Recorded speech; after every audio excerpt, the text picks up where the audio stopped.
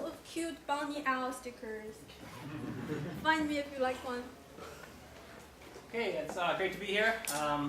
Big crowd tonight, it's great. I've been sick the last few days, so I'm a little lightheaded tonight, so I may fall over or something. If you're going to shake my hand, make sure you sterilize yourselves, and anyway, I love juices here. Okay, so I'm going to talk about data science consulting. That's what we do at Thoughtwork. We're a consulting company, so we have a lot of different clients we work with. So I'll tell you about how that works, how it's going. The kind of tagline, or the alternative title is Science Meets Business Again, Third Time a Charm. To explain that, it's best to look at this graph here, which is the most important plot in the whole talk, right? So when I was in grad school, everyone was leaving the field to become a programmer. Like they all wanted to be a .com millionaire. So the reason they were doing that is because there were a lot of jobs and no one could program back then to us. So we couldn't program very well, but we could program, so we all got jobs in that. That went well for a while. We produced a lot of value, I think, until the crash, and then we all became professors again, right?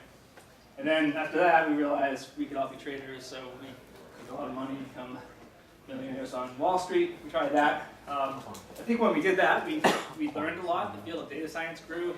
I think doing these other things are a little better in a sense that we produce more value, creating this kind of a zero-sum game in some ways.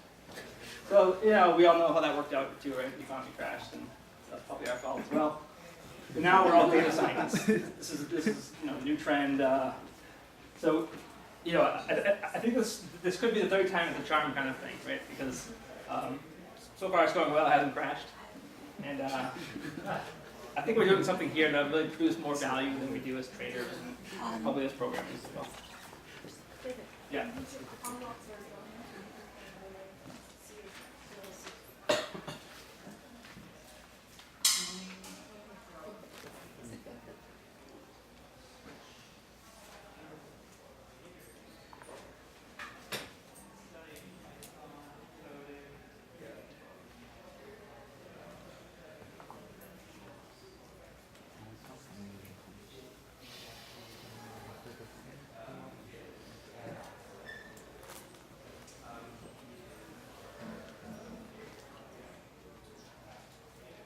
Jennifer, who else wants to join?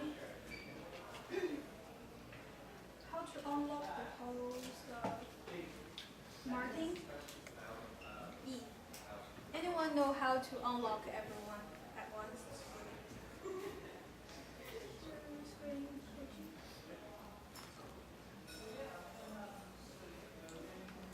Okay, it's open. You should be able to join without permission.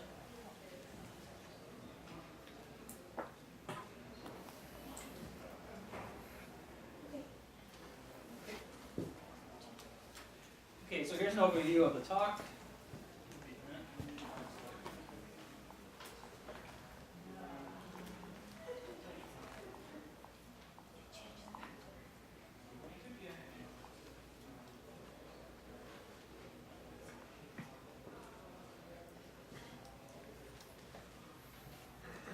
Okay, so here's an overview of the things I'll talk about tonight. First, we'll talk about the Agile Analytics group here at Thoughtworks. We'll talk a little bit more after that about the field of data science in general, kind of where I think it came from, where it's going, and where it is right now. We can debate too whether or not it's good or evil, that sort of thing. I'll talk a little bit about the technologies, more so the limits of technologies. I think that there's too much focus on technologies and big data and that sort of thing. I think for consulting, we found that the biggest challenge is the process of dealing with working with a business. It's not the same as working with a bunch of PhDs in physics. Surprise, surprise, right? But, we'll talk about kind of what we learned there. So Thoughtworks, just for all who are here at Thoughtworks, so you know a little bit about it already. We're a global software company. We've headquarters in Chicago. We have big offices here in New York, San Francisco, Dallas, and lots of other countries. India, Brazil, Australia, China. We're privately owned by Roy Singham. Roy's an interesting guy. He's a CEO and a socialist. So that's kind of a rare combination right there. It's a different kind of consulting company. It's a very flat hierarchy. We're all it's kind of like being a postdoc or something. Like nobody's really in charge. You all argue against each other. But you know, it's great in a lot of ways, and it's a fun place to work at. We talk about the 3 pillars here at Thoughtworks. The first pillar is not going out of business. That's very important, especially for the other 2. So the other thing is kind of championing the field of software development, kind of being stewards, making sure it's going in the right direction, or at least doing our part. We use a lot of, you know, we contribute to the open source community. We try to keep the data pretty open. We're against things like spying on our citizens and that sort of thing. The third thing that's really different here about Thoughtworks is we really care about, you know, doing good for the world. We spend a lot of our time doing these things. We Thoughtworks will do a lot of projects that don't make any money for them, just to you know, advance society. So the Agile Analytics group here at Thoughtworks, this was started in 2011 by Ken Collier, who's brought in John Spence, who's in the back there. They started with the group. They hired me as a data scientist about 2 years ago, and now we have about a dozen people involved. It's growing pretty quickly, which is nice. So the this here is Ken's book. You see at the top. We're also handing these out, I guess, or maybe they're prizes or something. So the main theme of Ken's book was that, you know, the field of BI, at least, data warehousing, had progressed very little, and they hadn't really benefited at all from the transformations in software development. You know, the agile methodologies that have worked so well in software development never really came into BI at all. It's been kind of waterfall, very kind of big bang projects. A lot of them have failed. So we're trying to, Ken's main thesis in this book is really to try to bring in the things that work in software into the field of BI, which we now call data science. There's some other books here at people who work at Thoughtworks, Refactoring Databases by Pramod Satterlaj, and Martin Fowler's book, and promote as well, called NoSQL Still. So what do we do here? The data scientists here, we do anything, we do a lot of Bayesian modeling, we do anything predictive machine learning type stuff. We do some of the stuff we do is prescriptive. So we're consultants, we're not management consultants, but we still do, you know, we still do a lot of trying to find trends, trying to tell managers what's going on in their company, helping them to make good decisions. We're involved in big data technologies, of course, because the data sets out there can be quite huge. And myself, I work a lot on the algorithms. I tend to think that speeding things up more with the algorithms and less about throwing 100 nodes at the problem, right? So there's a lot of great things being done these days in data structures, streaming algorithms, that sort of thing. Pretty cutting edge, and they're fun to bring in and kind of work on real problems. So our 2 main goals really is, you know, when we're working with a business, trying to give the company some kind of edge, right? So it's kind of like when we were traders, we do that kind of thing, right?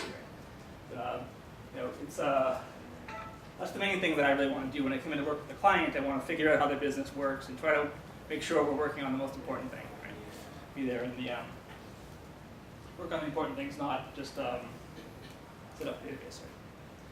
So, and then of course, when we're not working at a company or working with some other group, you know, try to use data analysis to improve the world at large, help society, that sort of thing.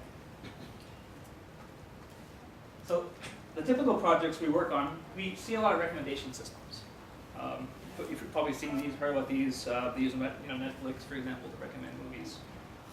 These things are, you know, they can be fun to work on. A lot of the techniques we're using are fairly cutting edge. They came out in the last, you know, 5 or 6 years. Some of the classic algorithms, like the collaborative filtering, still work pretty well on a lot of problems. Some problems benefit from things like matrix factorization, which are a little bit more advanced. And then there are new algorithms coming out, like probabilistic models that are pretty neat for this sort of thing. We haven't used it yet, but they're doing better than the other methods, so they're fun to look at. Customer behavior analysis, this is a huge area.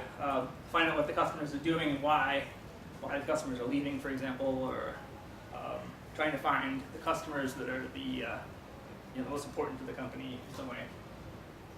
There's a whole field of optimization. It's basically just the decisions that are being made at companies are often kind of made with rules of thumb.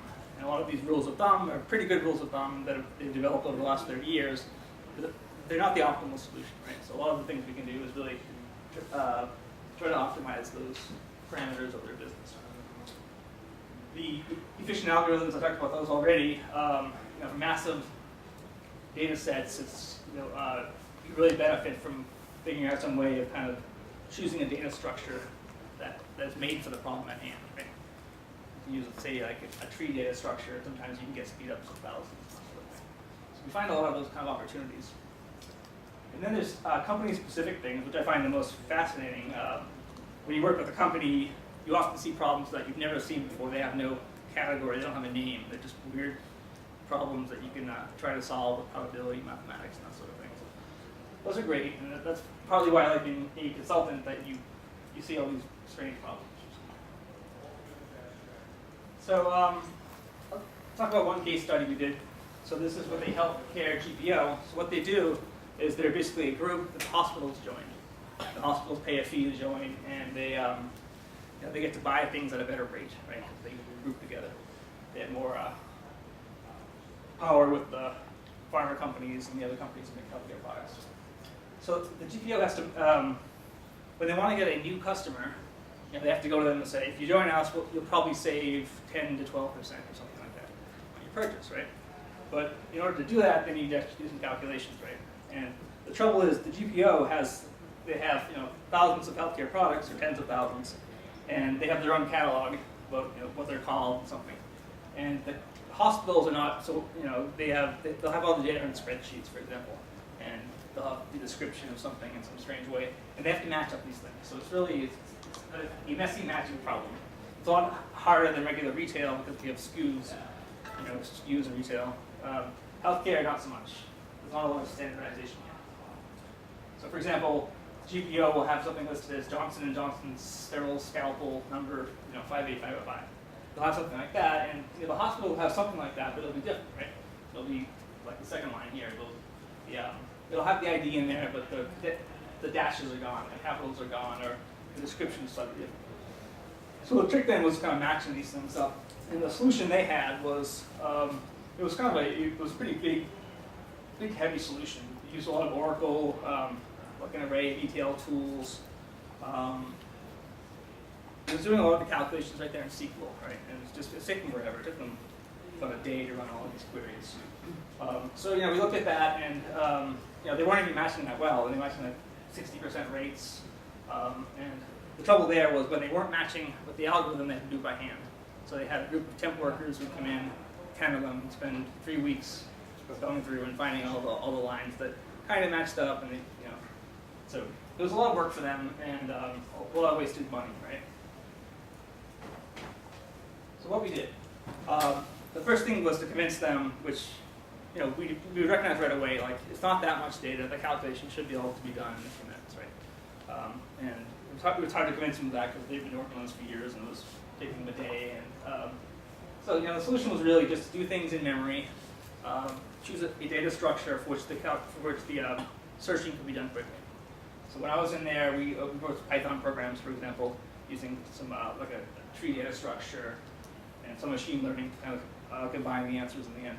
And it ran on our laptop in a few minutes, and the match rates were higher. It was done in about 3 weeks, so it was great because you could come in and say, here's a prototype, right? This is a prototype on my laptop that you run. And but we could do the same process that they're doing. We could do it better, and so the next stage was kind of moving this into a different phase.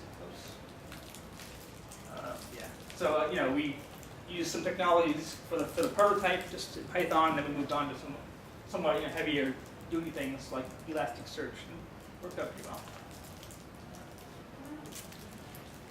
Another case study here in the. Dave, question? Yeah. So you said the match rate is greater than 80%. Yeah. How many records are we talking about? How many what? Record size. Tens of thousands. Well, it depends. So for a given hospital, they might have 10,000 records, right? The GPO itself would have maybe 100,000, and they had thousands of customers, right? And then your result, do you still need human, sit there to validate which one is correct, which one So the first thing we did was something like that. We had a list of just 500 lines, went through them by hand very carefully, and they classified them. And we were a little surprised when we were getting the better rates on the first attempt. Great.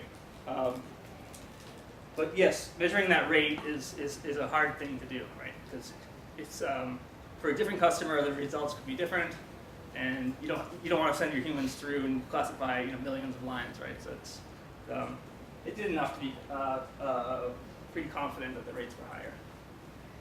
I mean, you could always do this once and then flip it around saying, all right, for this scalpel 505, this is the one that you have to pick.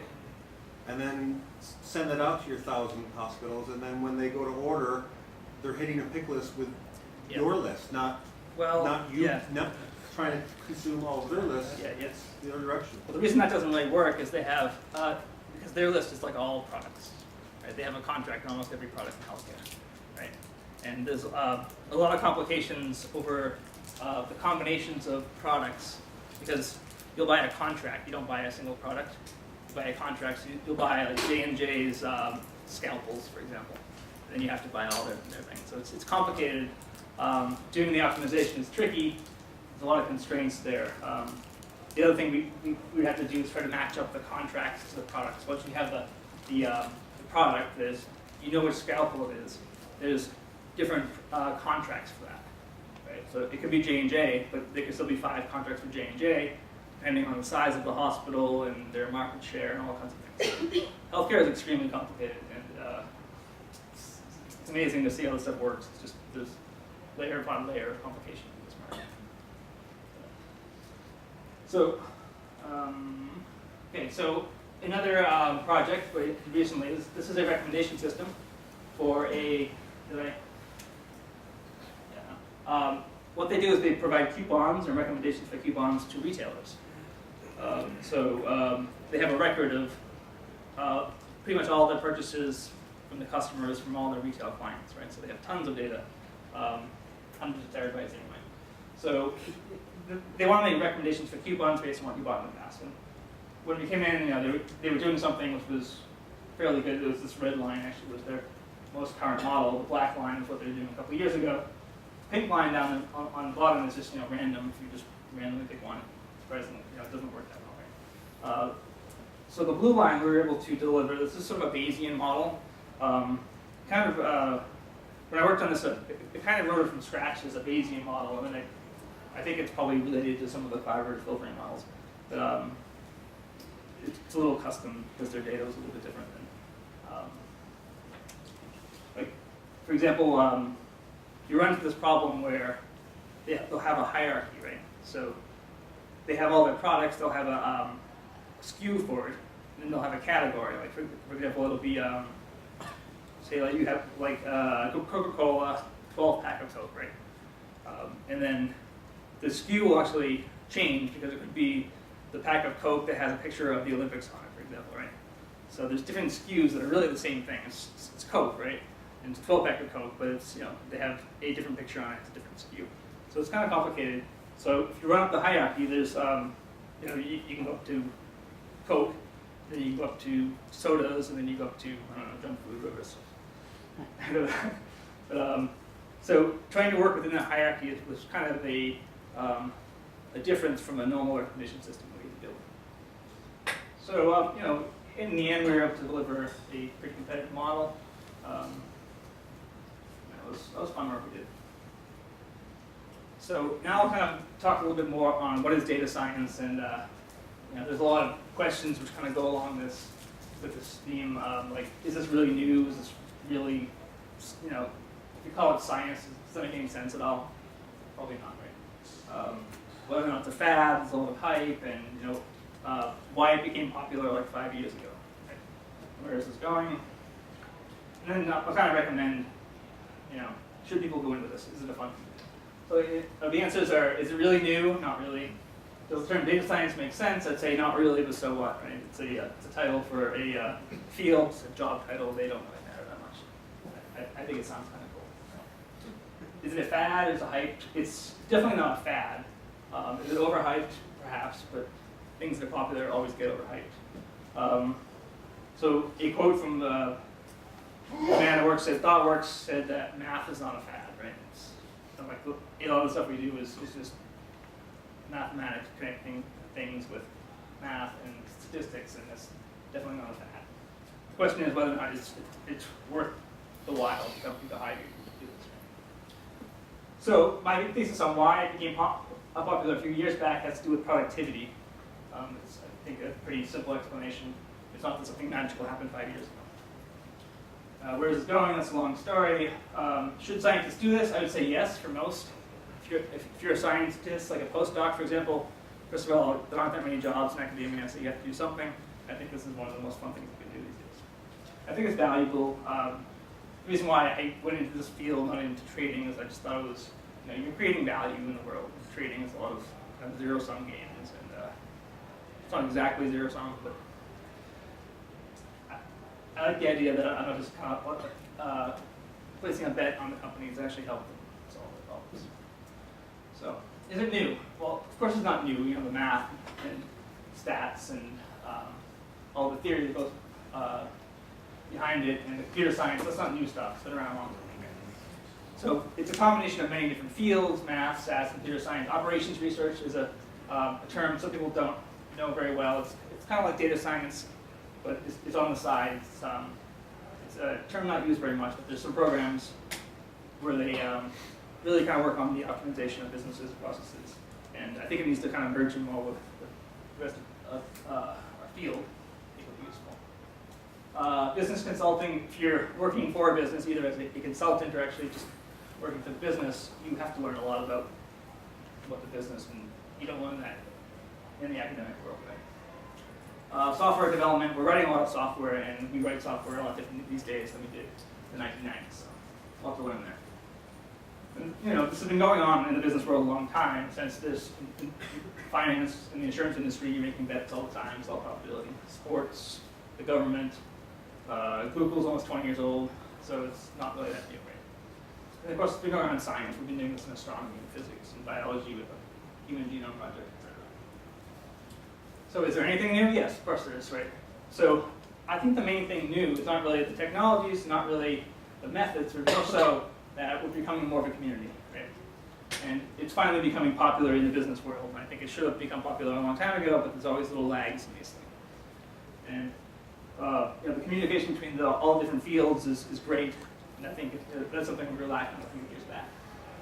It's finally work that's fun to do. So if you're going to pull people out of the jobs in academia or trading too, whatever, it's going to be a fun job or pay a lot of money or both or somewhere in between, right? So it's a big movement. It's real. Let's give it a name. Call it data science.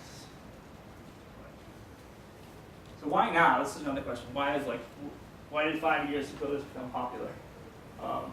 So I think you have to realize, the job prospects in academia are slim. That's why I showed you this first plot. A bunch of postdocs, and there's a new trend, they jump into it, and then it works for a few years, and then they go into some other field. But I think like the longer term trend is the productivity has been going up for a long time. So if you made a chart, for example, this red line is the productivity of data scientists, right? So I think it's been going up quite rapidly. And the blue curve on the bottom is the salary for a postdoc, and the green one is 2.5 times that, which is the level required to get somebody out of those jobs and move them into something else. And I think it's just the case that a few years back we kind of crossed the threshold where the productivity was high enough that it made sense for a business to actually hire you to do that. Now, the stuff that we're doing now is not too different than stuff we were doing 10 years ago or 20 years ago, but I think our productivity is about 3 times higher, which is why maybe our salaries are 3 times higher. Right? So, I don't think anything magical happened in 2005, 5 years ago, or anything like that. I think we're just going to cross this threshold. And once you cross the threshold, a new thing gets going, there's some feedback effects as well. Right? Great question. Yeah. Are you going to get to why the productivity is so much higher? I mean, you mentioned different engineering processes, but... Yeah, next. You shouldn't times 2.5 for postdoc salary. What? The postdoc It salary. should be 5 times. Maybe I need a new job, I don't know. Yeah. The data scientists are more general purpose data scientists, and financial data scientists are quant. So in the 1990s and until 2008, most of the data scientists were quants. Yeah. Now from 2008 to the present, we call it data scientist because you're applying the same techniques into the general purpose for other industries. Yeah, I think so. And it's probably due to just the busting in the finance bubble, right? And you're getting all the quants that were working Yeah. in the investment banking firms and hedge funds applying the same techniques into other industries. Yeah. Happening. Yeah, I That's why think you the got two main data sources right scientists. now. But Well, if you okay, separate yeah, yeah. it, you say quants are Yeah. financial analysts, financial quants for finance, and finance alone. Data scientists should be for general purpose, and that's the people that confuse it. Because data scientists are for other business besides finance.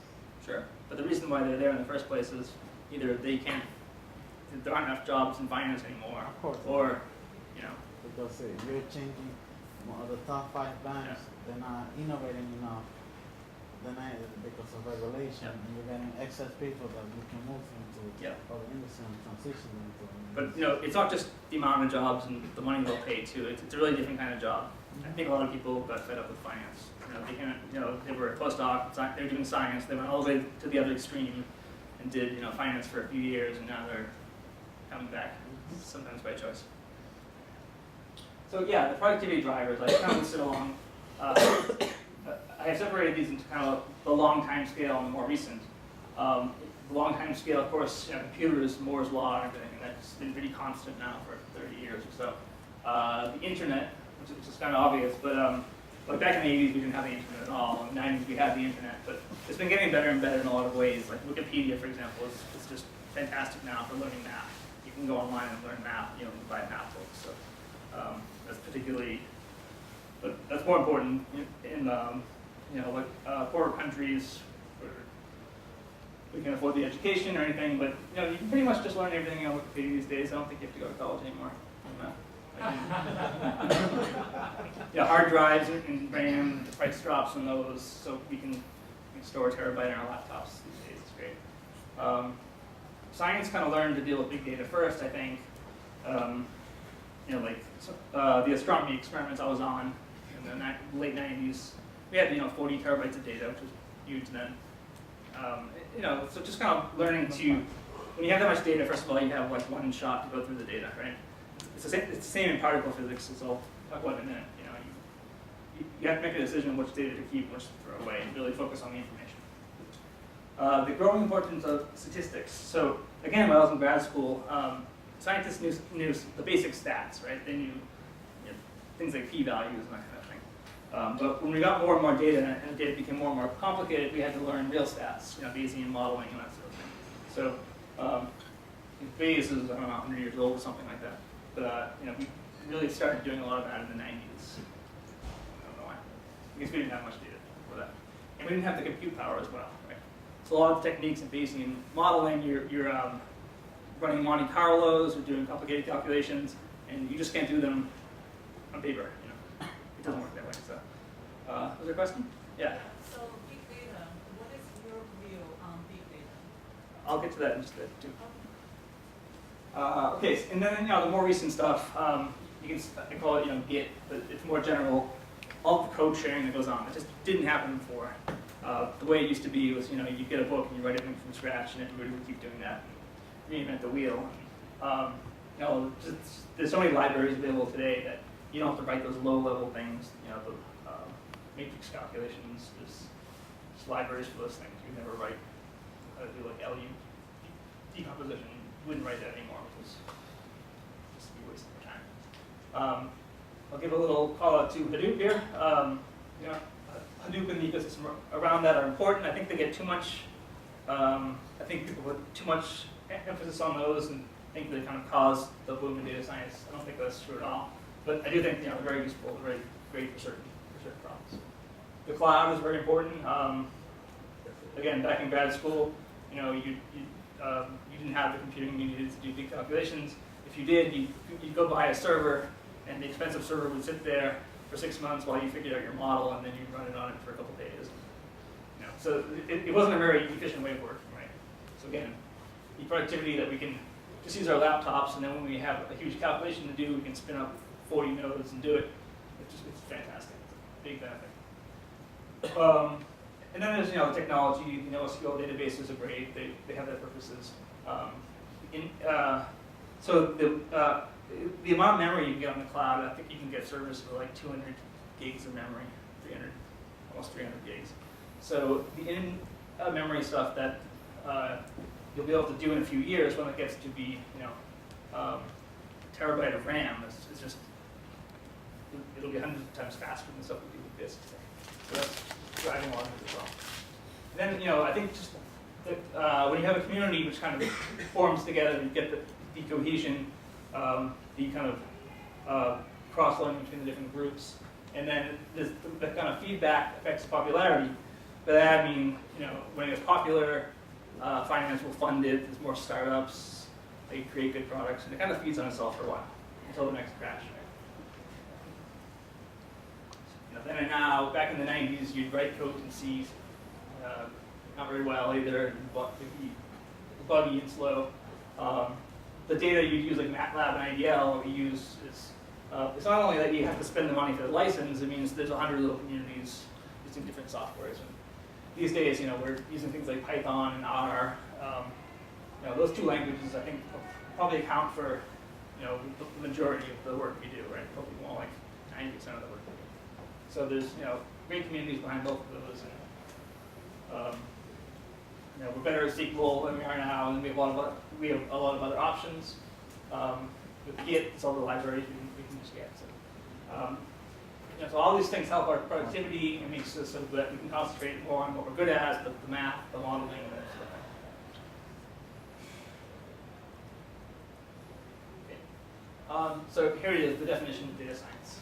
An interdisciplinary field utilizing statistics, computer science, and the methods of scientific research in areas outside of science. That's my definition. So it meets all these requirements of science. This is the dictionary, the definition of science in the dictionary, except for number 1 there, right? So it's not a study of nature. We're not studying the natural laws. But it is the rest of these work. It's what's my favorite one there? Any particular branch of this knowledge. Okay, fine. It's basically a study. It's a science in the old-fashioned terminology. In the same sense that boxing is a sweet science, right? It's not really a science either. So where is this all going? I think some of the big trends we'll see coming up. I think the big data technology is going to be separated from the data science field. I have always thought that they're not really the same thing at all. And the big data stuff is, I think, the roles of kind of working on those things will be taken up by the developers, the companies, because I think they're really developer tasks. And the data science is more like mathematics and modeling, and the data is not always big. So I think they're quite different things. I'm a little surprised they've been kind of lumped together. The businesses will begin to understand the terminology we use in data science. This is a big problem that we see. You go into a company and you want to build a model for them or build some kind of product, and you spend the first 2 weeks just kind of going over the terminology and telling them what the precision is and the recall and cross-validation, how these things work. So you spend a lot of time doing that, and again, in a couple of years they'll be used to it, right? In the same sense that the software developers are working at a company, they know the language, they know the lingo, so they know, I have to refactor my code today. It's going to take half an hour. They know what that means. You don't have to spend another half an hour telling them what refactoring means, right? So I think in a couple of years, again, it's going to be much more fluid. I think the businesses will understand that they're not Twitter and Facebook, and just because those tools being used in those big companies are popular, they don't necessarily need them.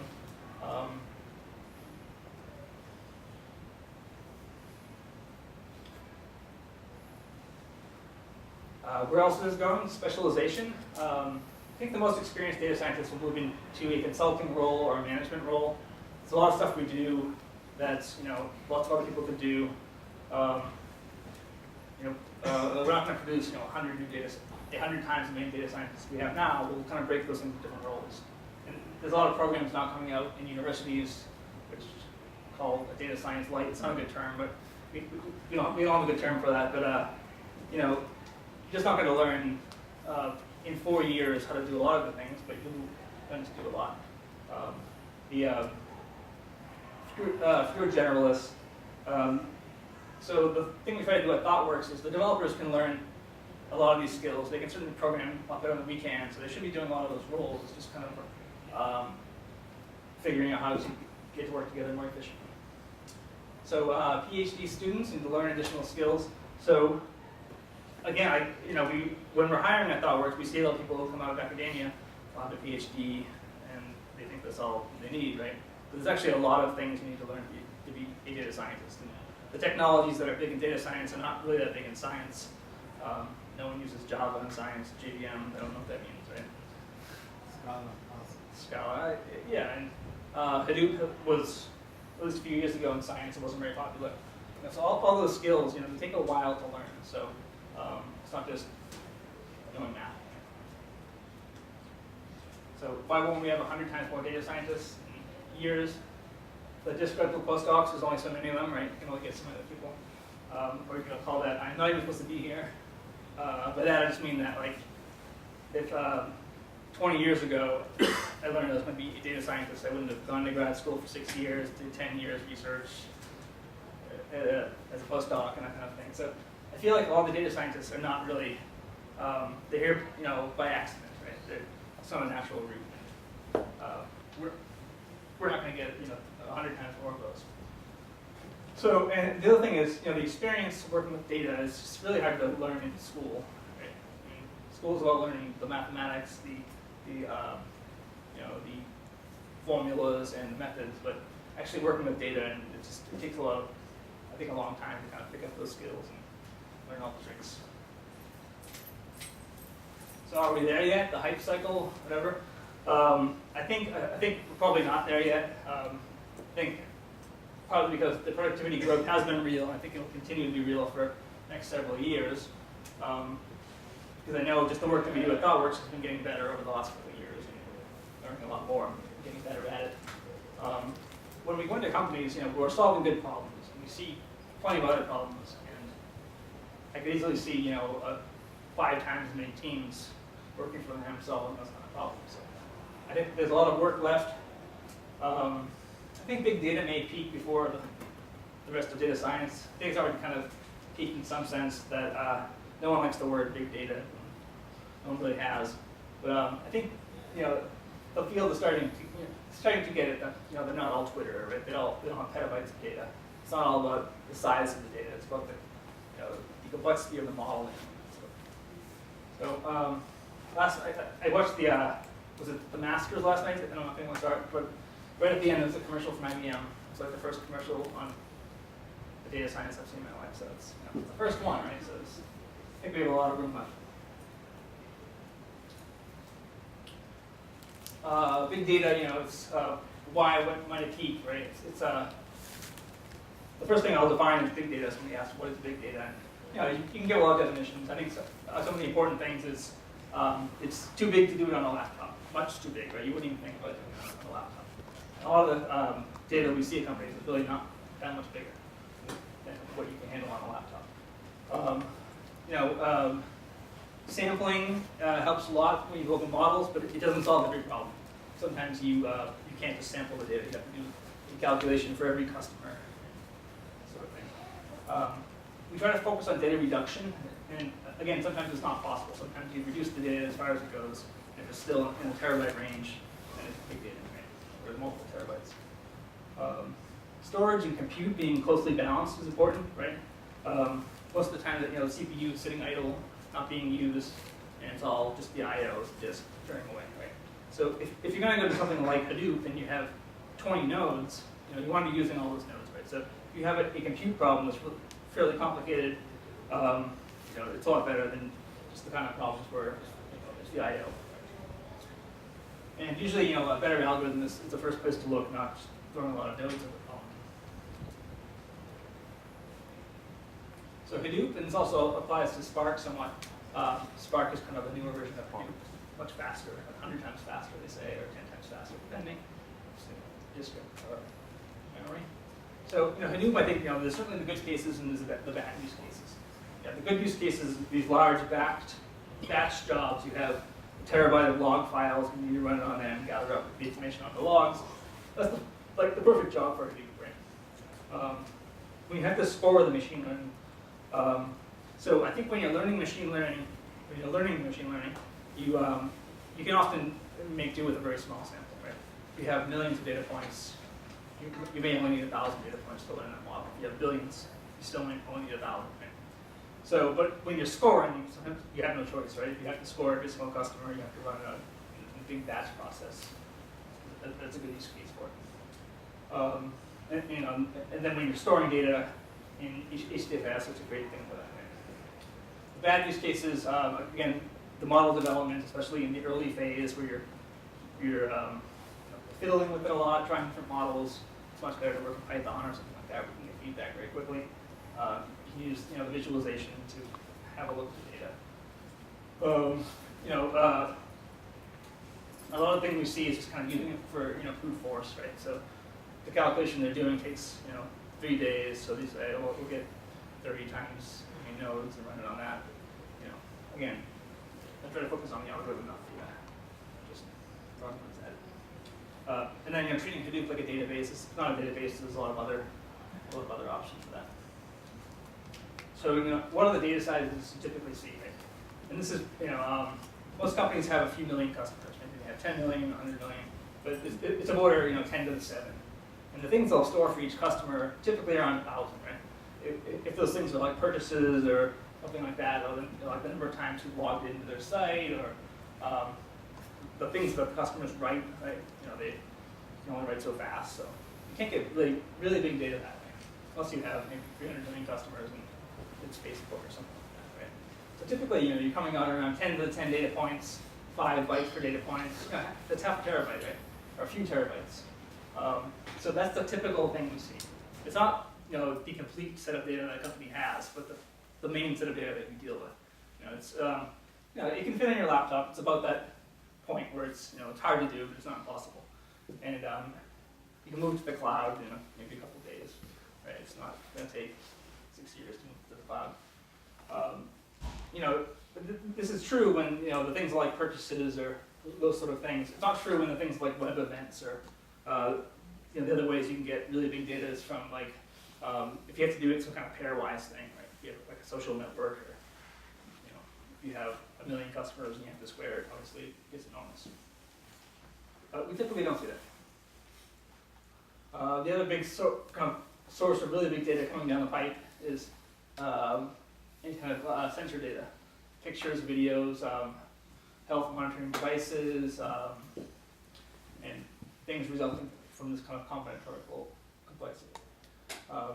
Now, while this is true, and everyone's kind of talking about this coming down the pipe in a few years, you have to ask the question: is it really, is it really something of value to the companies?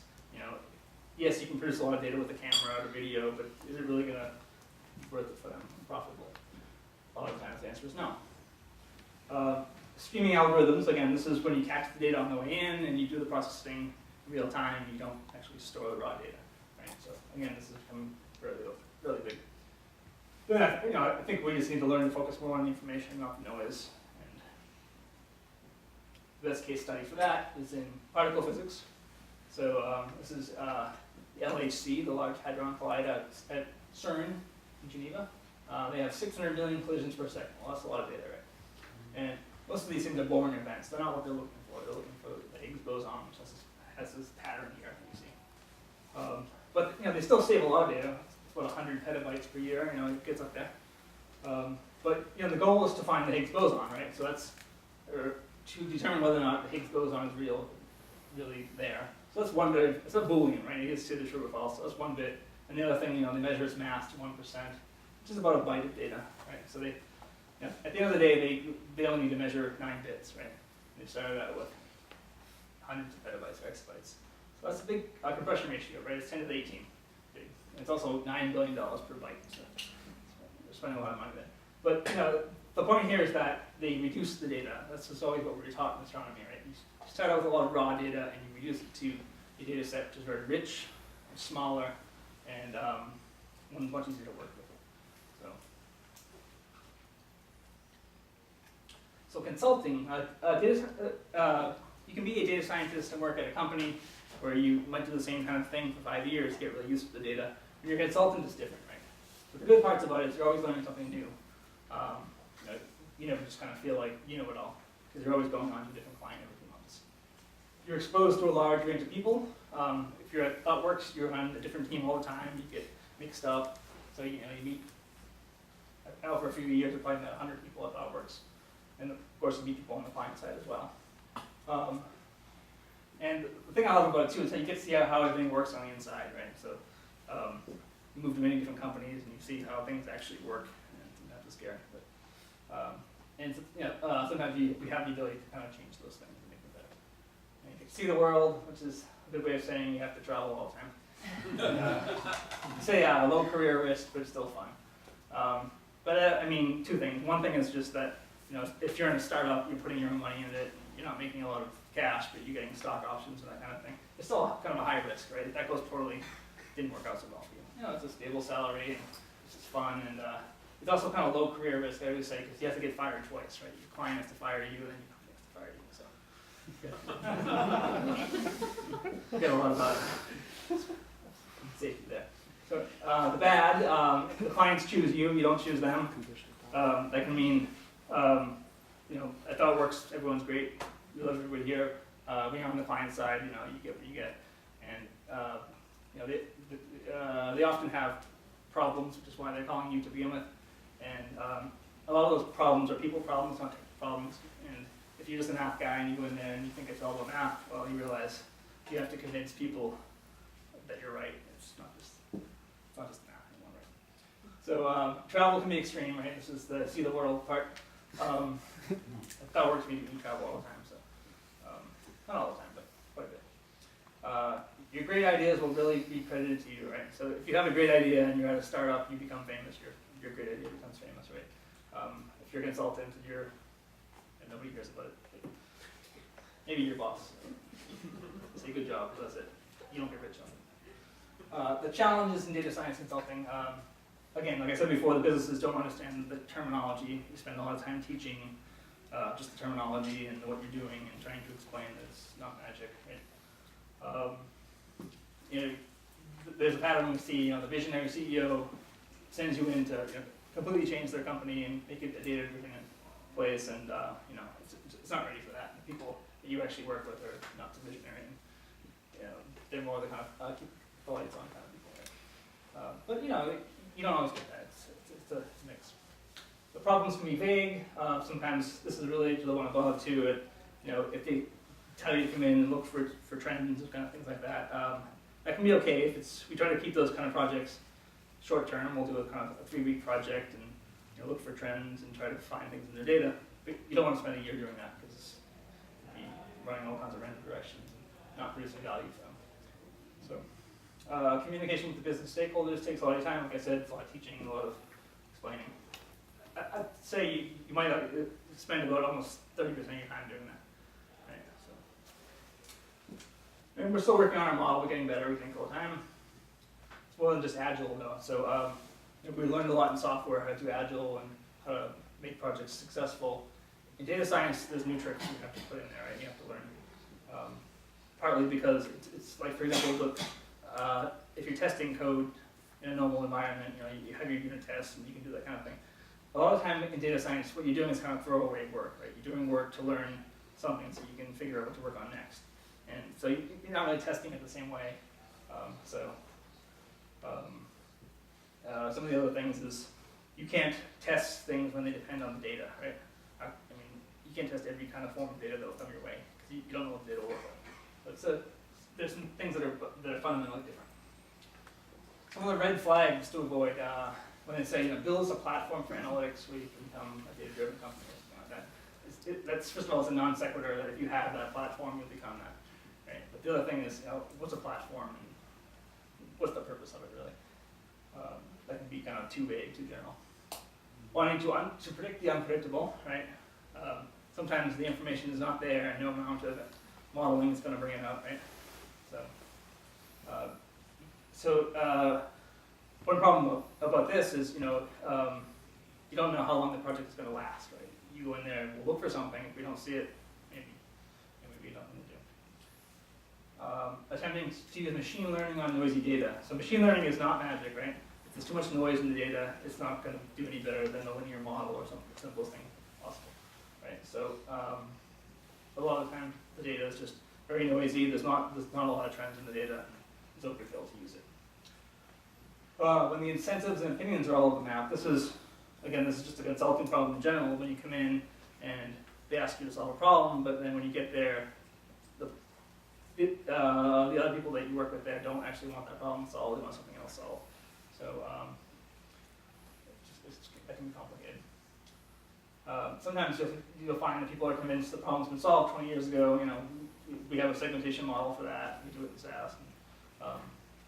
And again, sometimes that's fine. Sometimes it works just fine. Sometimes there are more advanced methods that you can use that come out of the last 10 years or whatever you can apply. So, all right. So keep offering up the bold ideas. It's my Adam Sandler. I like this album. One of my heroes, Adam Sandler. They're all gonna laugh at you. It's called. And, you know, like I always feel like my best ideas get laughed at first. So they're laughing at you. That's good. You know, I tell my wife all the time, "Oh, I thought of that idea 4 years ago. Remember I told you?" And he's sort of stupid. Now there's a company doing it. And, for example, the other day I heard there's a company now. It's like a dating site for, you know, if you're at a bar and you want to date people in the bar, right? So it's like a localized dating site. I had that idea 3 years ago. Everybody laughed. Make sure everyone's laughing at your ideas. You know, focus on the productivity for the customer, right? Like, you know, they may have problems for you to work on. If you find better problems, you should really, you know, bring it up and try to get, you know, try to get yourself working on their most challenging, most important problems. Keep up on the cutting edge in the literature. You know, there's new stuff coming out all the time, so it's not just the information you can find in books. You know, new algorithms will come out a month or two ago that are much better than the ones now. So keep following that. And I guess that's it. Any questions? So you mentioned at the very beginning the first case study, so you spent 3 weeks determining something. So do you usually go out and actually build something? Or like, Yeah. you see where I'm going, like, okay, so you get some insights, now you can spend 3 months or 6 months actually building something which probably they couldn't do even if you give them specs or whatever. Yeah. Right? So, see, I think it's very important to build something quickly. And I think part of the reason is that the client often, they don't know what it's going to look like, and they don't know if it's going to work. And again, it's different than software, where if you're building a website, they know what a website is, and they know you can build a website, right? They don't know if you can predict the future, right, from their data. So the faster you can show them that, the better, right? You really have to kind of produce prototypes as fast as possible and show them there's some progress. But if you do actually succeed, let's say you think you figured something out fine, so you create that 80% on your laptop, great. Mm-hmm. So like, I mean, now what? Are you going to give that to them and they're going to dump this Oracle and all these temp workers and whatever, or what? But they can say, that's great, but, you know. Yeah, so that's one of the big advantages we have at Thoughtworks, right? We're a software development company. Okay. Right? There's, you know, a lot of consultants will be in small groups, and yeah, they'll create something cool on their laptop, but then putting it into production, you know, at the enterprise level, it's not going to work, right? So I think that's one of the advantages of our group. We're embedded in Thoughtworks, exactly developers, you know, can deliver big projects. So if we need to port something over to, you know, to run in Hadoop or in Java or something like that, we can do that. We can put something like that. Python can be, you know, put into production too if you know, refactor it a bit, improve it. So how many times do you just basically literally fail? Like you go there, they're like, oh, can you do this for us? It sounds great, and like give us whatever 2 weeks, a month, and you're like, it's not gonna happen. Yeah. Well, there's fail in the sense of that you go in there and you can't do anything for them at all, and then there's things where you go in there, they ask you to try something, you try it, and you find it doesn't work. You tell them that, you get a new problem. So there's a mix of that. I'd say most of the things we go into, we were successful at finding some way to produce value for them after a while. Seems like it would be very hard to go to a company that you've not gone back and forth with already, and to have something productive so quickly. I mean, the language barrier, I've done tons of these little projects like that, and sometimes it takes 6 months for the IT and the business unit to sync, and you're not in stride until 2 years later, really. Sometimes that's the case. Sometimes you can avoid that by focusing on specific things. Right? They have an algorithm which does something that you can abstract out quickly and say, okay, I can find a better way of doing that. If it's a problem they've never tried to solve before, it can be like that, right? Right. You Yeah. you have a lot of, try a lot of different things, and there's a lot of backtracking and that sort of thing. I mean, especially when they're not, I mean, they're business unit people and their problem that they know is very complex, but they can't explain it. So, and it's a lot of times, have you encountered situations where one single person or three people know just a fraction of their problem and you need to milk it from Yep. 30 people? You know, that's, Yeah, that can partly be what takes a lot of time. yeah. But again, we're not going in there to start their business from scratch again, right? It's usually fairly specific things we try to focus on. But David, we also break the problem up into small pieces too, right? Yeah. So one of the things is trying to say, somebody comes in and says, hey, I want a complex model to predict which location is going to be the next hotspot for hotels, a project we've done a couple of years ago. And we started with some basic questions about, well, let's talk about performance and just start building up so that you get, if you take it in small pieces, they're simpler questions to answer. I got a question for you, David. So, you talked about PhDs, not data scientists. Can a guy like me become a data scientist, or am I just hopeless? John, you started the group. You were the beginning of it all. You were the inspiration for us all. Nice way to slide past that question. So really, for people who don't have a PhD background, don't have that statistics, do you think that people can make that jump? Yes, but I mean, I think it's tricky, right? So I think the hardest part is learning all the math, and I feel like you don't learn math unless you're in school and you're forced to do problem sets. for 4 Wikipedia. years, right? Wikipedia. Yeah, but you have to have the willpower to actually go learn that, right? And You left that out in the presentation. yeah, Wikipedia. No, there's tons of information there, but you have to have, I don't know, you have to get the years of working on it, right, to get through it all. I mean, that's why I think we're not going to have 100 times as many data scientists like we have now. We'll have a different kind of data science. We'll break it up into different tasks and things. Like you're not going to get that many people to go through grad school, do 10 years of research at low pay, and then do data science. It's not a natural path, right? We're here by accident. I guess we couldn't find anything else to do. So, I mean, a company like yours that is approached by a client, how often is it the case where that same client has gone through one or two other engagements and they know they have the data with an answer that they're still looking for? Quite frequently they try to do it themselves in-house, and sometimes they're fairly successful, not. But it's usually kind of a simpler model they'll try, which makes sense to try anyway. But often it doesn't work out well, or sometimes it's kind of like, there's the joke about the plumber. The plumber comes and, he just knocks on the pipe. It says $100, and they say, $100 for knocking on the pipe, and he says, no, it was only $1 for that. It was $99 for knowing where the tap, right? It's the same kind of thing. Sometimes you'll come in and you'll just recognize a problem right away, that you know why the thing's not working, and the data's not clean, or like they're not regularizing a model is a common thing, right? There's too many variables and they're getting noise.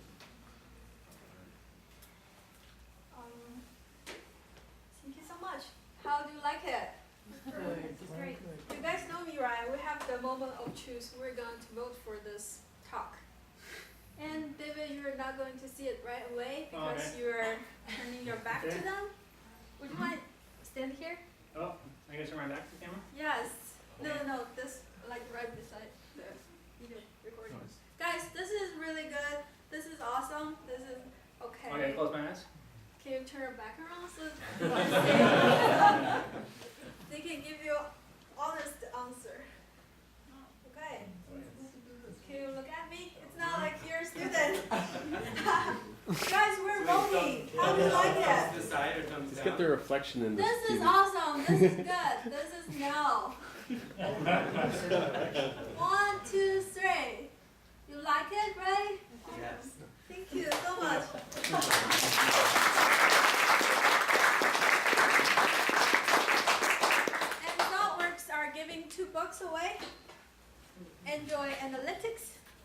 on this?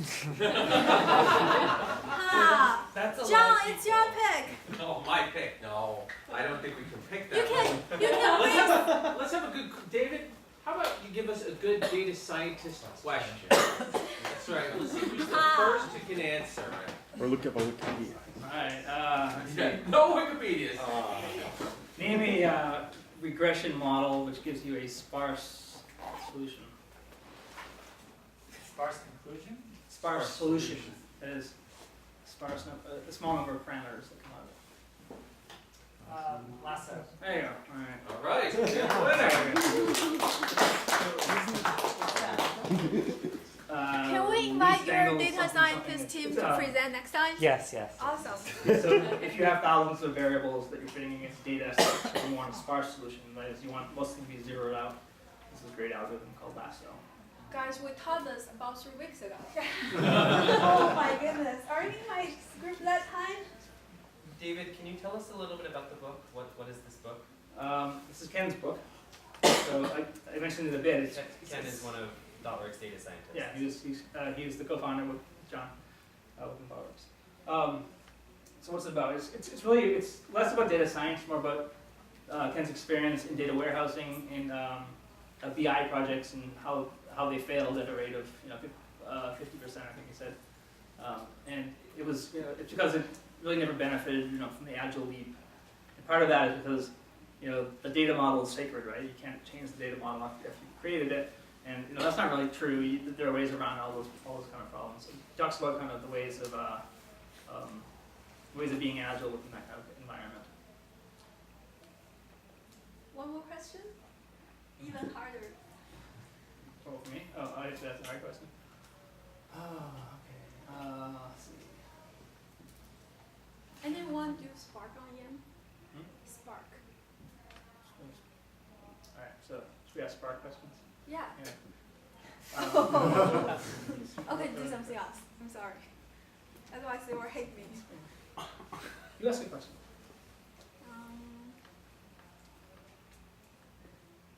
It's hard. Oh. Okay, let's So- make it a simple one that's a little I have a different. really good one. Okay, So, go ahead. how many events you have been? I want the biggest number. Get the book. Okay, so everybody who's been to one event, raise your hand. Everybody who's been to one event. Everybody who's been to 2 events. 3 events. 4 events. You're gonna win. 5 events. Oh, there we go. Oh, awesome. So it's yours. No matter whatever we ask, right? And I'm so glad David mentioned Hadoop. Oh no, Python and R is 90% of the job. And I'm offering Python in R class, and my 3rd batch of R class just graduated yesterday.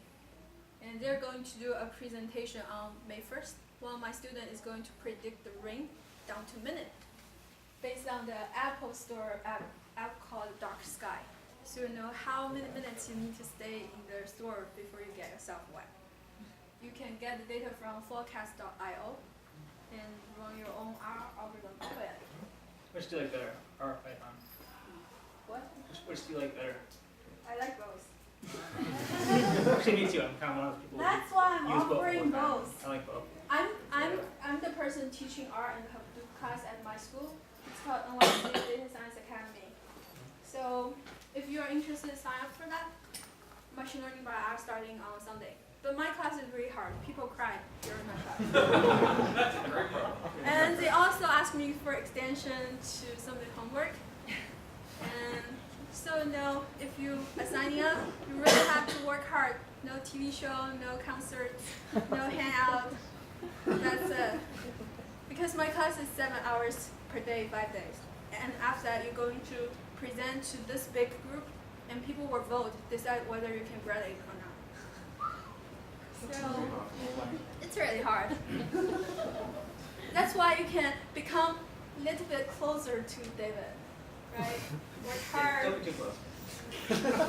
Guys, by the way, I don't have PhD degree. I have Master of Computer Science and Master of Statistics.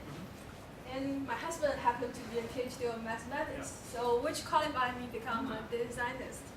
So either marry a PhD of those majors or get double masters. I'll get one. Or take my class. Thank you so much for coming. We'll have more events. Before we wrap up, I just wanted to say thank you for everybody for coming to our event tonight. David talked a little bit about Thoughtworks in the beginning. We're really excited to support the data community and also the development community. So this facility is used for meetups almost every night of the week. Jared is our coordinator for all of our events and our social outreach. As David mentioned too, a big part of what we do is part of our social mission. So Thoughtworks is very excited to help organizations, a wide variety of organizations. We work with UNICEF, we've worked with, the Get Up,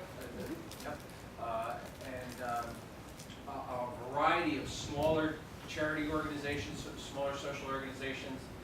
My point being is if you're involved in any of those types of organizations, please reach out to us, let us know. We're happy to hear what you're working on and help you out. I'm going to plug one that I'm a big fan of, DataKind, datakind.org. They're take data scientists and they help them hook up with various causes. So please, if you look at datakind.org, Jake Corway, be interested. It's an opportunity for you to learn a little bit about data science, learn a lot about data science from some very qualified people, and help out your community. And then the last thing I'm going to mention is, we're very happy to support other types of meetups. So if you're part of other kinds of organizations, you can reach out to Jared, and he can help you with that. And of course, if anybody's more interested about Thoughtworks, our organization, what we do, what types of roles we hire, that sort of thing, please feel free to grab any one of us, and we'll be happy to talk to you. One of our folks out here, Jake, will help you out if you have any further questions as well. Two more things to add. I'm an advisor for Summa Foundation, so it's similar to DataKind, and I personally mentor you. I teach you how to do D3JS or Python. Like we have done like homeless prediction, send social worker to help people. And I also mentor for Big Apps 2014. So if you want to compete for the platform, talk to me, I can help you. Awesome, thank you so much.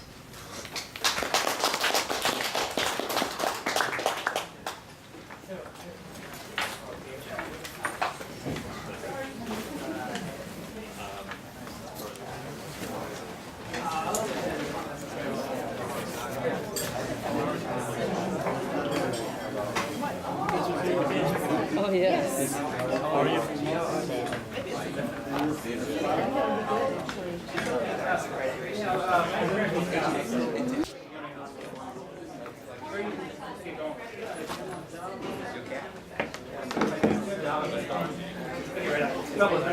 Extremely complicated. The learning curve isn't, I don't thought steep, it just keeps going further.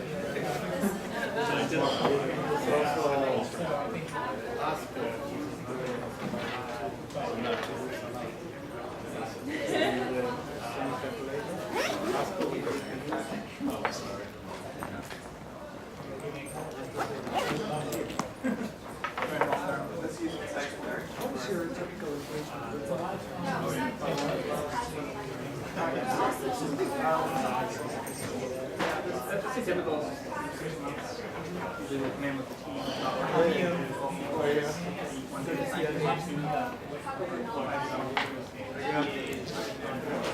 Opportunities, my internship then sometime Right now we only have some maybe we'll have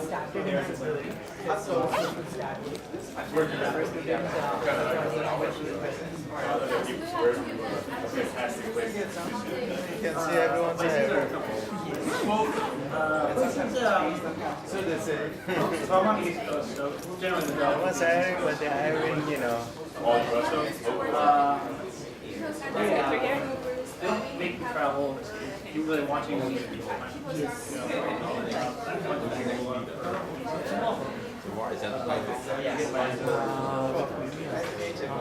Really want to. Travel is. I use some other app, they call it calendar. probably There's a meetup there. So a lot more today, tomorrow, and you can RSVP You know what? here. If you go to the calendar, you can expose that to the Google calendar. This is the live. I thought we were lost. Me and Same group. Okay. Same group. Oh, it's a workshop.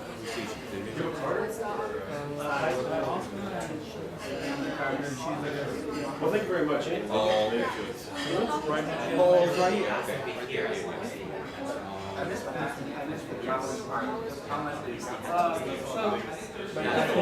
So when they hire you at Thoughtwork, they say you got to go to 100%. I'll try. I can tell you it's good. You'll travel.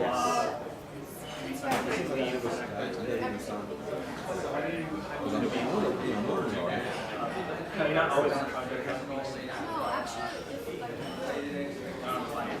Oh, you want Yeah. 247. 360. 379. Yeah.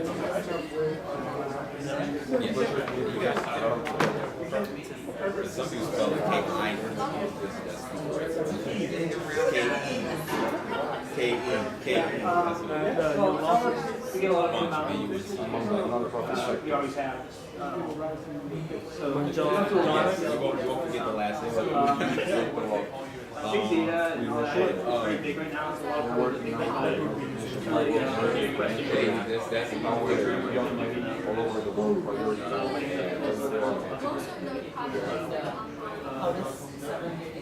Some things are starting to We're about to cover. Is that should I put ESE?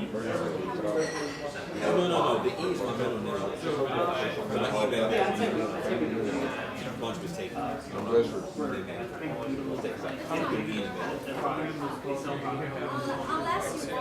And you know my Yes, I was just thinking about Paris. otherwise you a can lot of times they want to just build Also, some of the workshops I was just asking a friend of mine. I do have some very personal desire to actually, go with I don't them. know who I was talking to somebody and said, if you tell me I can go to Paris and travel with the gods. You're not so much to like No, I have some friends that I want to be with, so I hope the number is right. Correct? You are right. but I used to study like in United Kingdom. I got 4 books. Oh, no, that's 10. And then I moved to the States. Mostly Belfast.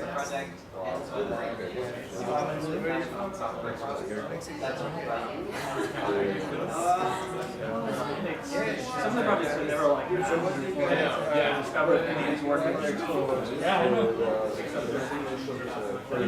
Yeah, a lot of times what we want to do when they're finding things. Sometimes the code will be right. Email is first name dot something. I like that. Yeah, that's what I should have had. Keep it out. You were there, right? I'm not sure. I don't think I did. Because I like to see the middle. They were working for a few weeks ago. Someone asked me why you need so much Well, I was only after you decided that. email address. And then I followed that. They're right. I mean, professional, that's how you Not there, that one. I was at the side of that with mission Norway. How's it work? Well, yeah. You guys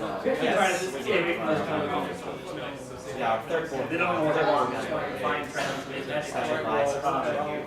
Sometimes when we do that, keep it short. I'm sure I'll see you. It's about 4 times a year. We always do the same thing, so that's good. We'll catch up also. So that will be something right now. Okay, sure. We find stuff each other. Yeah. Really want them to come up with Most the real problems problems. will be off the shelf. Purely focused on We're losing money because of this. We need to move this number from 5% to 7%. the infrastructure. That's the ideal thing. data science is interesting, right? That'll work out well for you. I talk to people and everybody seems to be doing it and no one's doing it. Well, she said that a few weeks ago at the Columbia conference on journalism conversation. One of the lines was that and journalism together. And you put two very vague terms, just like a report, maybe even say same data science. So very vague terms, and put them together and so that no one actually knows what you really mean when you say that sentence. They said that data journalism works just as well that way. Yes, data. Okay, so what's data? And what's science? Put them together. What's it become? Anything that you touch contains data, which is everything. We've done a lot of projects in the years. A lot of times you go out you're relying on your ability to find stuff. Yeah, so you're yes.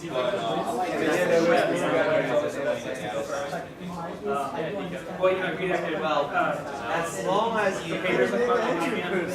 as long as you argue using that.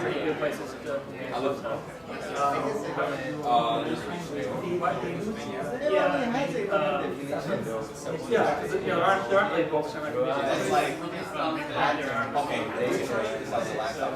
so reading papers, reading blogs. So let's say next time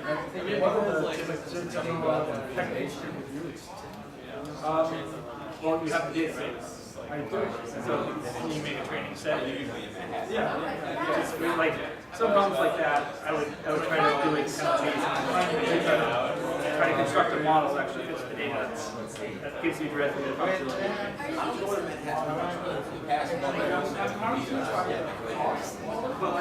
I say it's the most I've been in Manhattan. I feel like the next time so I You get order from chaos, then maybe you get you think it's like a foregone process?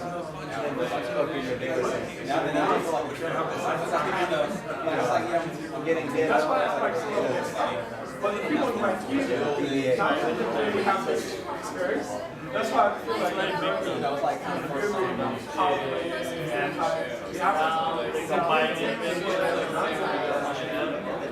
What are the signals that was all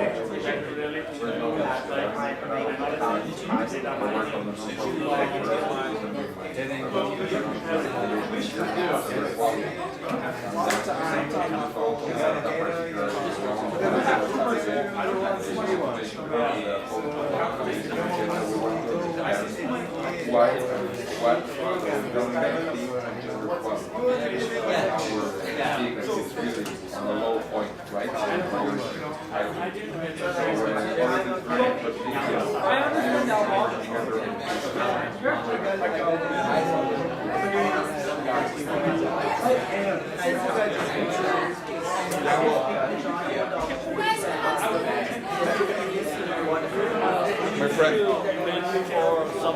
Okay. Yeah.